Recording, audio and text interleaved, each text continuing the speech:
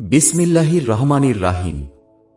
আব্দুল্লাহ ইবনে উমর রাদিয়াল্লাহু আনহু থেকে বর্ণিত, তিনি বলেন, বাজারে বিক্রি হচ্ছিল এমন একটি রেশমি জুব্বা নিয়ে উমর রাদিয়াল্লাহু আনহু নবী করিম সাল্লাল্লাহু আলাইহি ওয়াসাল্লামের কাছে এসে বললেন, ইয়া রাসূলাল্লাহ, আপনি এটি কিনে নিন।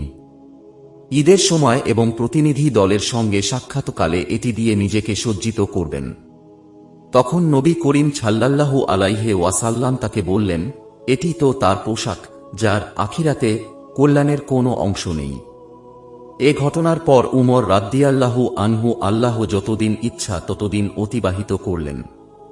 তারপর নবী করিম সাল্লাল্লাহু আলাইহি ওয়াসাল্লাম তাঁর নিকট একটি রেশমি জুব্বা পাঠালেন।